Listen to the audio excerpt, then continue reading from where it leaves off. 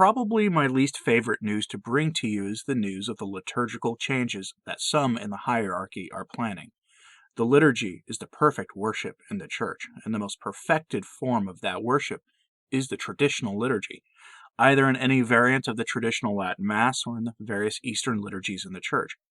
There are 24 autonomous churches in the Catholic Church, the Latin Church, and the 23 various Eastern rites in the Church, such as the Byzantine Rite, the Maronites, or any others that you could name.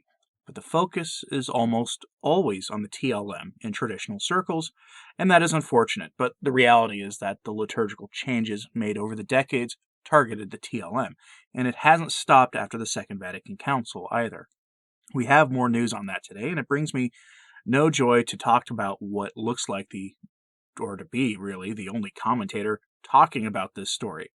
So let's get into this. But as an aside, I wanted to say that if you like these messages and this breaking down of news stories that I do here and then connecting them to other stories so you get the bigger picture, all presented in one easy place in short format, consider supporting the work of this channel, which you can do on Patreon, Subscribestar, or by clicking the join button below, just below the video screen here on YouTube. And you can do it for as little as $1 American each month, and it goes a long way to keeping these messages coming, especially in these increasingly strange times that we live in. Also, if you're new, click that subscribe button and hit that notification bell so you know about everything going on here at Return to Tradition. Thanks. Last year, pretty much any of the traditional commentators told you about the survey given to the bishops of the world from the Vatican. That survey was on the topic of Summorum Pontificum and the traditional Latin Mass, which, despite the strange claims made about it, was not invented like the Novus Ordo by Pius V or the Council of Trent, but had existed for centuries prior to the 16th century, and had developed organically as a liturgy of Rome going back to antiquity, which is how it gained the moniker the Usus Antiquor, or the Ancient Mass. Since Summorum Pontificum had been promulgated by Benedict XVI in 2008, the TLM has exploded in the West, with the Fraternity of St. Peter, the Institute of Christ the King Sovereign Priest, and numerous others gaining traction and being welcomed into most dioceses to some degree, as well as the TLM being available at some diocesan parishes. Summorum Pontificum states clearly that the priest who wants to say the traditional Mass has the right to do so, and that the laity should have access to the TLM if they want it. This isn't enforced in some dioceses, which is to be expected, but in most it's available to some degree, even if the bishop does not particularly like that Mass. That may be about to change. I reported a few months ago that those surveys sent from Rome had started to trickle back to the Vatican, and most of them had mixed results, with, on balance, the bishops actually being favorable to some degree to keeping Summorum Pontificum intact.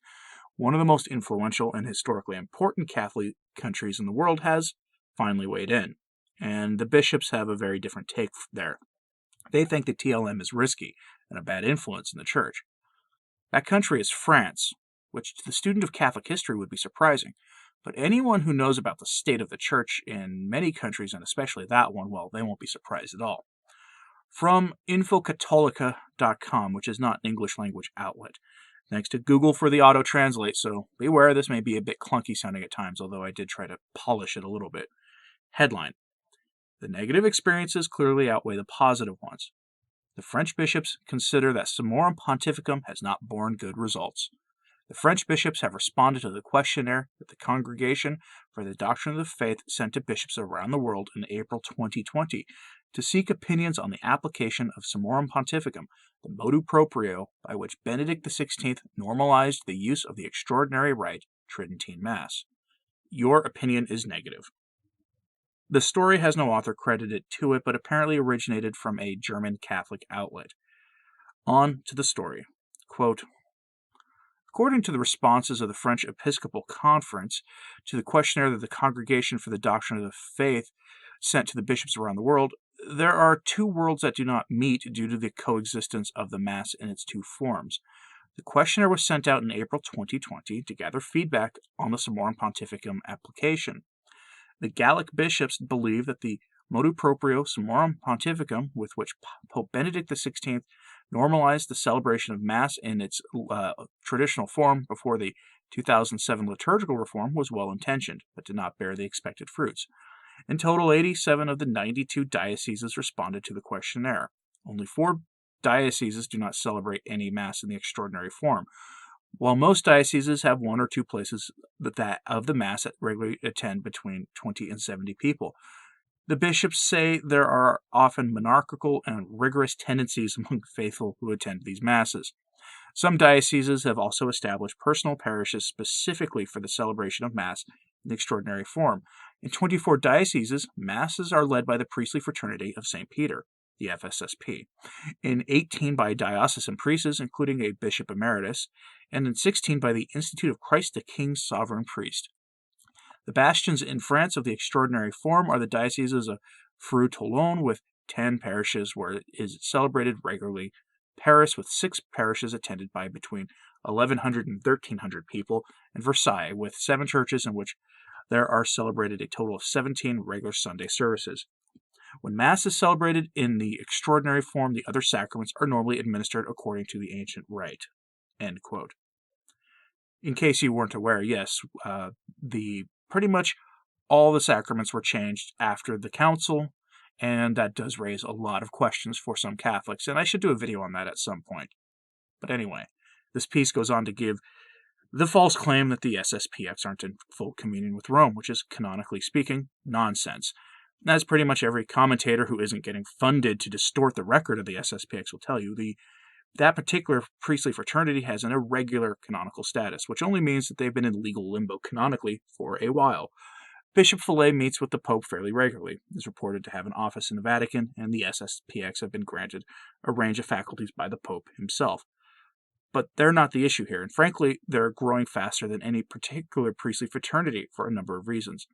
The issue at hand is the effect of the traditional liturgy on the laity, which is to say, the data indicates that those who attend the Latin Mass tend to, by the numbers, ascribe to the traditional teachings of the Church on all those dicey topics at a rate of something like 98% across the board. In plain English, that means tutti frutti, laudato si, amoris laetitia, on all the rest of it aren't being bought into by Latin Mass Catholics. There's a correlation there, and for good reason. The way we worship is the way we believe. Lex orandi, lex credendi. If there's any place in the world fully in the grips of modernism, it is France. One only needs to read Archbishop Lefebvre's open letter to confused Catholics to see why. If you want to listen to that book, I have it on this channel. It'll ring familiar to anyone who hears it 35 years after its initial publication.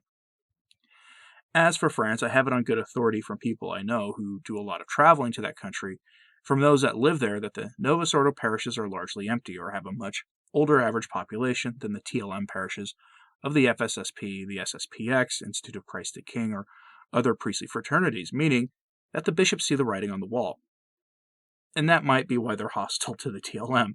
One complaint is that having 2 Latin rites opens the door to other spiritualities, which is a hilarious claim since it aren't the traditional Catholics going on to advocate all sorts of strange things like universalism or whatnot, like we see in the Novus Ordo parishes.